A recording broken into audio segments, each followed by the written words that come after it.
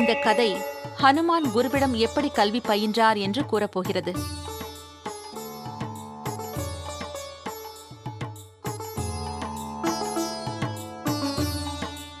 ஒரு நாள் ஹனுமான் தன் தந்தை கேசரியிடம் சென்று, தந்தையே, எனக்கு தாங்கள் குருவாக இருந்து வேதங்களை கற்றுத்தர வேண்டும். உனக்கு குருவாக இருக்கும் அளவிற்கு நான் கற்கவில்லை. எல்லாம் கற்ற சூரியனே உனக்கு ஏற்ற குரு.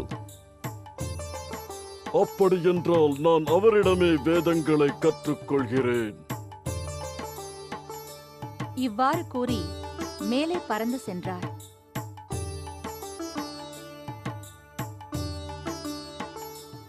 சூரியனை நெருங்கினார். என்ன, மறுபடியும் என்னை விழுங்க வந்துள்ளாயா? சிறு வயதில் அறியாமல் செய்ததற்கு மன்னிக்க வேண்டும். சரி, என்ன காரியமாக வந்துள்ளாய்? தங்களிடம் சீடனாக வேதங்களை கற்க வந்துள்ளேன். சூரியன் தன் பிரம்மாண்டமான ரதத்திலிருந்து ஹனுமானை பார்த்தார்.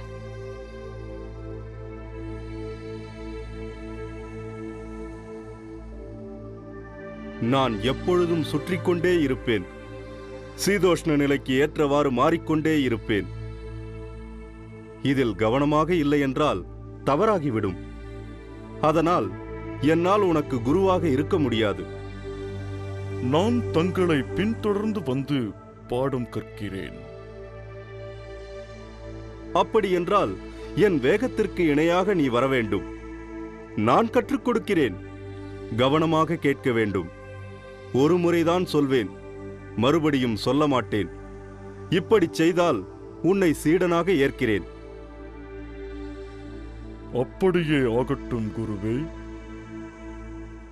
இவ்வாறு சொல்லிவிட்டு சூரியன் வேகமாக நகர அவரின் வேகத்திற்கு இணையாக பறந்து சென்றார்.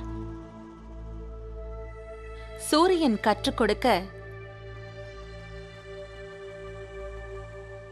ஹனுமான் கவனமாக எல்லாவற்றையும் கற்றார்.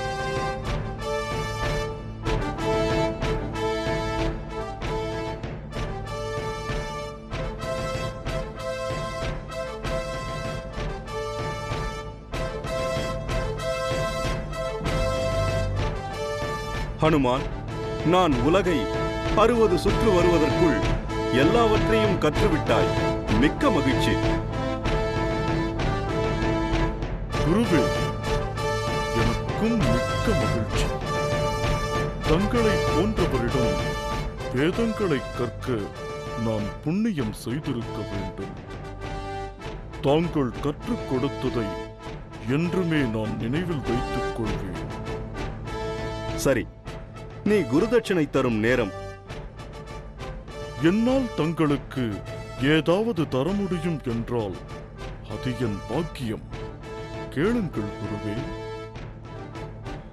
நான் கேட்பதை தந்தால் மட்டற்ற மகிழ்ச்சி கொள்வேன்.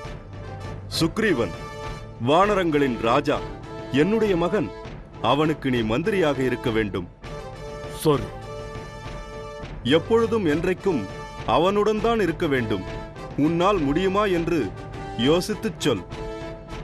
தங்களின் மகனுடன் சேர்ந்து இருப்பதுதான் எனக்கு பெருமை. என் உயிர் போல் காப்பேன், இது உறுதி.